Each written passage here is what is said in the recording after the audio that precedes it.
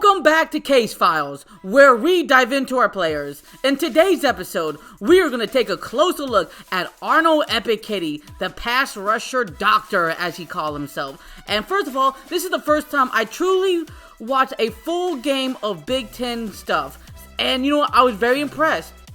And second of all, I love the motor, and I will keep saying this in the whole entire episode. The motor on this kid is excellent, and I never truly dive into looking at what it takes to become an elite pass rusher. And oh my god, it is insane what they have to go through to jump through hoops. You know, first of all, beat their one-on-one man and then try to go after the quarterback, and they have to do a lot of things. So on that note, let's dive into this episode.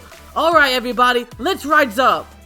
We are going to start with a bang for Arnold Ebiketie. He's going against a SEC team in Auburn, who is ranked number 22, versus Penn State, ranked number 10. And this game is what the epitomal theory or sentence or whatever scripture you want to call this in this whole entire episode.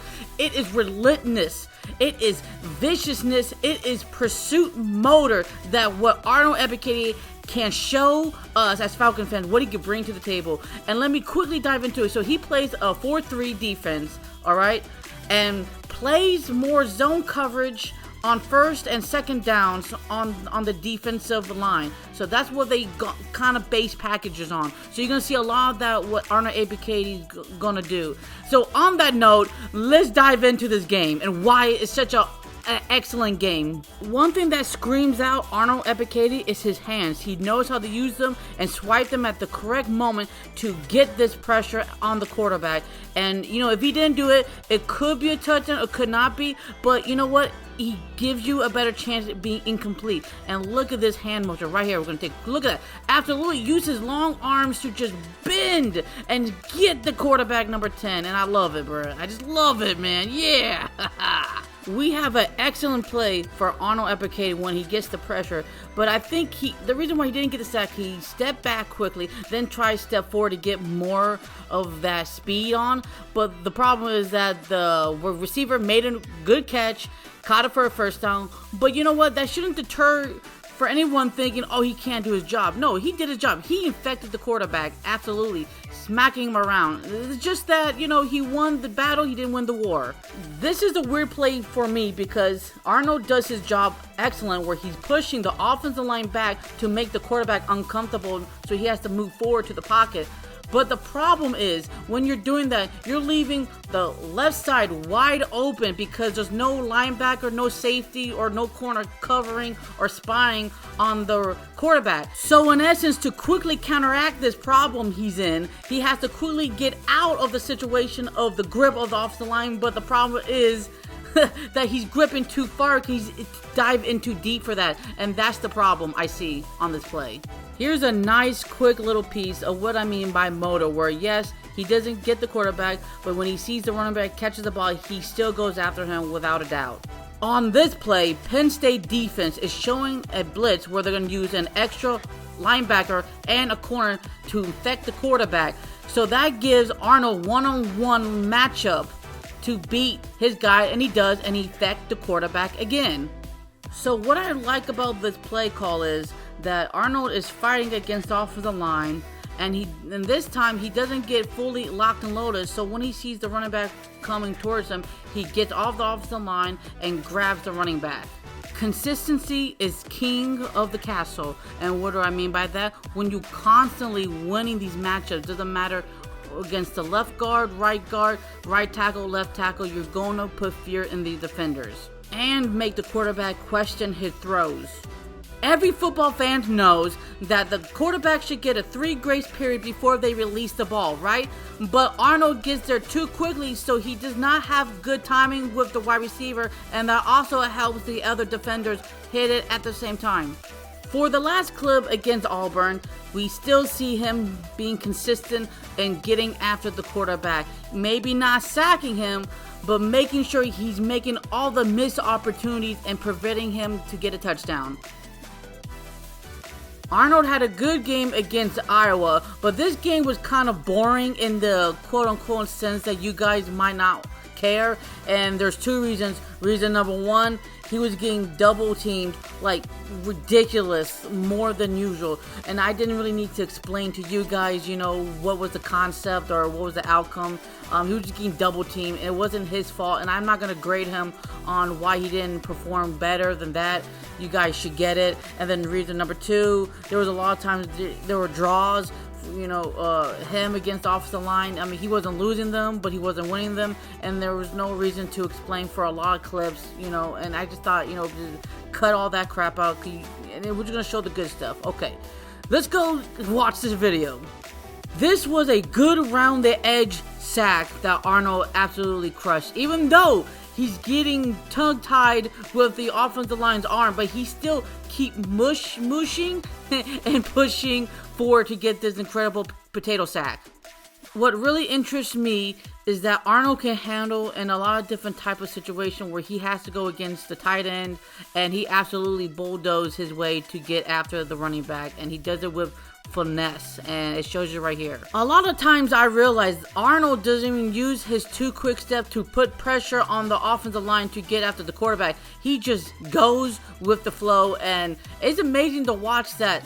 He could be very dangerous when he actually uses his two quick step on every down play. Arnold is showing patience when he's dealing with the offensive line to try to get after the running back, but he's kind of in the jam, but he sees the running back going to the left side, so he just lunges with his big arm frame and to clutch him. What I like about this play is that Arnold is not confused on where everybody is. He sees and pursues the running back automatically. Against Illinois, this was probably one of the most ugliest games I have ever seen in a player, and it's not his fault, but it was, oh my god, I watched the whole game, 2 hours, 57 minutes, and 17 seconds. The reason why it was ugly, it went into 9 OTs, meaning overtimes, and honestly, at that point, yeah, you get tired. I mean, your body can only take so much when it's a 60-minute game.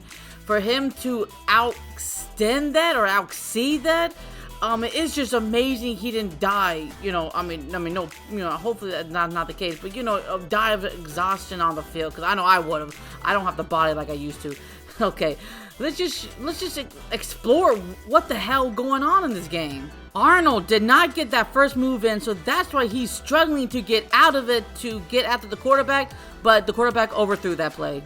On this play, Arnold's going to get the assist to sack because number 40 absolutely jumped the gun, so the offensive line couldn't even hold down his fort, and you can see right there, Arnold just helps them to get it, and that's pretty good. I like this play because Arnold is clearly trying to get pressure on the quarterback, and he just gets scared and he just throws it too quickly. I've noticed that a lot of these run plays that he doesn't do well on are these sweep plays, and I think it's probably the technique he gets where he just gets quickly jammed and it's hard for him to get out, but I think Coach Pease can teach him out of that. I think the reason why Arnold does really well against inside runs is because he doesn't have to go through an angle. He just needs to hold and stop and sees the running back coming towards him. We have another sweep play where Arnold does beat the offensive line, but he angles a little bit too quick, and that makes him miss the tackle.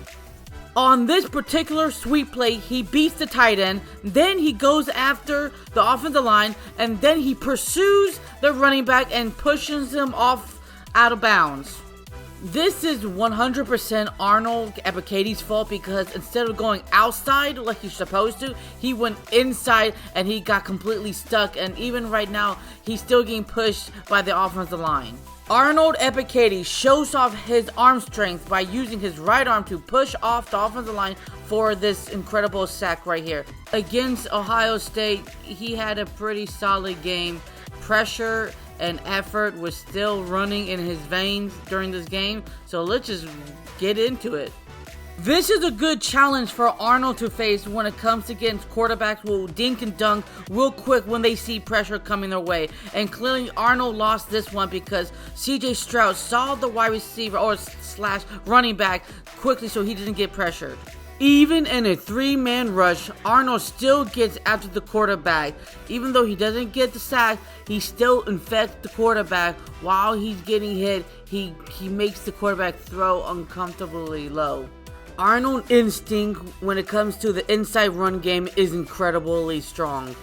Arnold beat the offensive line, but CJ Stroud had too much wiggle room because of that to get this first down completion. These type of plays make me sad because Arnold Ebiketie absolutely gets what he wants with the offensive line and try to get the sack for the quarterback, but the quarterback throws the ball way too fast for him to even complete that sack. 3 out of 4 defenders won their individual one-on-one matchups. That made the quarterback throw incomplete because he realized he was getting too much pressure in the face. This play is a good example of what I was talking about earlier, where Arnold has to go against 3 players. So first he gets chipped by the tight end, and then he has to go against 2 offensive linemen. But still, this is what he has to go up against a lot of times. Sometimes when you go a little bit too fast, you get the wrong angle, and these are the type of plays that happen. This was a good play on Ohio State's part, but I love that the pursuit and the motor is still there to try to get the running back on the ground on Arnold Ebiketie's part, even though the other guys missed this tackle. But you know what? Arnold still never gave up the play. I thought Arnold Ebiketie had an excellent game against the Michigan Wolverine with his 2-sack performance against real good, strong competition. That's what you like to see in a game. So let's watch the video. I call these wankster sacks because Arnold Ebiketie should have gotten this sack. He should have been on the ground before he threw the ball out of his hand. But unfortunately for Arnold, he just absolutely, for that split second, just released the ball. Time after time, we see that he does well against the inside run play, so I am not worried about that. Great job, great effort, and he still tries to tackle the running back to the ground. I love this play where he bulldozed the right tackle for the sack, and is an excellent job where he just uses his hands to go up instead of go down, and you see him angling to the correct way. Setting the edge doesn't always mean you're going to get a guaranteed sack or an incompletion from the quarterback. Just like this plays, it just happens sometimes, and unfortunately for Arnold Ebiketie, the quarterback hit number 1. In this clip, we're going to see that Arnold Ebiketie gets pushed around in the run game so quickly that he didn't have a chance to stop the running back.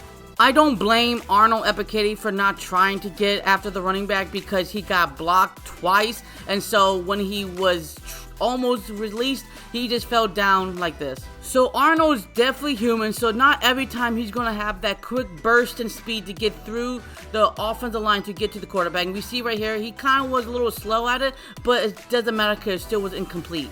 Like I said in this whole entire video, the motor on this kid, even though he loses sometimes, he doesn't falter. He doesn't put that under his mind. He still goes after the quarterback when he needs to be. And this right here is an excellent play of disruption. Arnold's footwork is still amazing for this incredible sack he just gets. Against number 76, where he absolutely just bends so quickly on his 3-step drive right here, and he just slams the quarterback to the ground for this incredible forced fumble recovery that Penn State got. In all honesty, I really love this pick that we got. We traded up to get Arnold Ebiketie, and it was the fact that a lot of other teams wanted him also. So I'm glad the Falcons pulled the trigger on this kid because he has the motor, he has the drive, he has the passion. Even we know his flaws are very clear is the run game. But I think Dean Pease and Arthur Smith can elevate his game to the next level. And what I truly love about this kid, yes, even though he does not get the sacks, and I think if I calculate his career, he could have gotten over 30 plus sacks in his college career, and that definitely would have made him a first-round talent pick, okay? Let's get that straight. But what I really love, even though he doesn't get to the quarterback all the time, he never falters. He always gets the pressure, the motor, the consistency, and I think I said that before, but this kid, I have watched this kid is going to be good. Hopefully, if everything falls into place, he will be an ATL Falcon legend. Hopefully. Maybe Hall of Fame. I don't know. Maybe I'm over-exaggerating. But on that note, this is the final season of Case Files Season 1. Thank you guys for watching this. I love making these type of videos. I hope you guys love them too. Season 2 will come out next year when the season's over. On that note, please hit the like button. Please subscribe to your boy. And share this video with people you love or hate. Okay, until the next time, what do Falcons do? Rise up. Alright, peace.